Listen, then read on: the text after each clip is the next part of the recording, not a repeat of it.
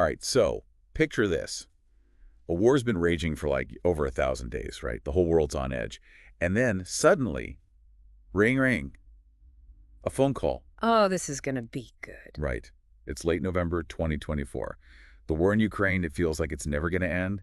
And then, out of the blue, Russia's top military guy, General Gerasimov, he's talking to his American counterpart, General Brown. Wow. And get this, it's the first time they've actually spoken directly since this whole war thing kicked off. Directly.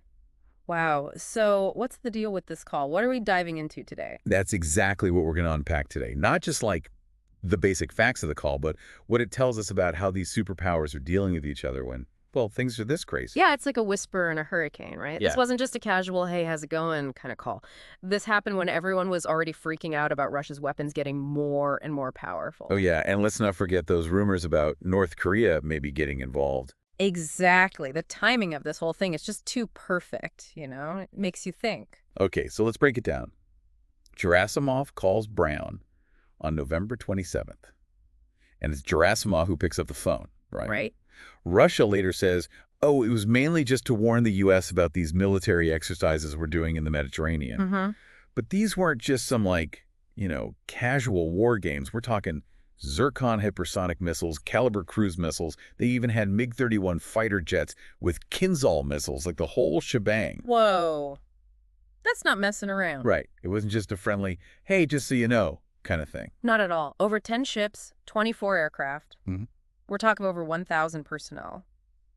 Russia was flexing its muscles big time. Yeah, they wanted to make a statement. And the types of weapons, come on, those Right. Zircons. Those are like almost impossible to stop with today's tech. Game changer. Like Yeah. really serious stuff. Yeah, it's basically Russia saying, hey, look what we've got. But here's the thing. The Pentagon confirmed the call happened, but they were super tight-lipped about what was actually said. Really? Yeah, they said like, oh, it was about global and regional security issues. Very vague. Right. And then, get this, both sides agreed not to release a formal summary of the call. Why so secretive? That's the really interesting part. That level of secrecy, it tells me this wasn't just Russia showing off. There's something more going on here, something they don't want everyone else to know about. So like some kind of secret strategy. Maybe, yeah. And remember, the U.S. sending those long-range A-10 CMS missiles to Ukraine, that was a huge turning point. Oh, right. Those weapons can hit targets way deep inside Russia. Which is obviously a big deal. Huge gamble for Ukraine. And Russia wasn't happy about it. They'd been warning the West about those missiles for months. This call, it was their chance to tell the U.S. how they really felt, face to face, so to speak. Okay, but back up for a sec. What are those A-10 CMS missiles exactly? Like, why are they such a big deal? Yeah. Basically, they're surface-to-surface missiles that can travel like 300 kilometers. So that gives Ukraine the ability to reach targets they couldn't hit before, important targets. Oh, gotcha. Russia sees them as a direct threat, and for good reason, honestly.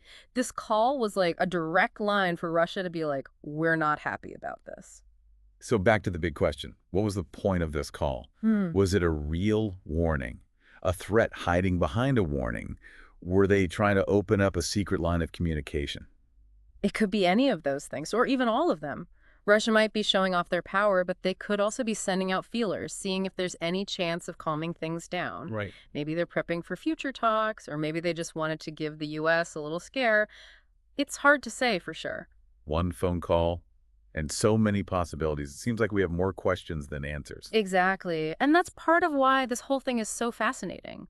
We know for sure that even a quick phone call between these military guys can send shockwaves around the world, especially now with things as tense as they are. Yeah, for sure. Imagine if they just stopped talking to each other completely. Ooh, that's a scary thought. But yeah, if this call tells us anything, it's that staying in contact even when it's awkward or tense is super important. What happens when even that breaks down? Makes you think, right? Absolutely. Definitely something to ponder.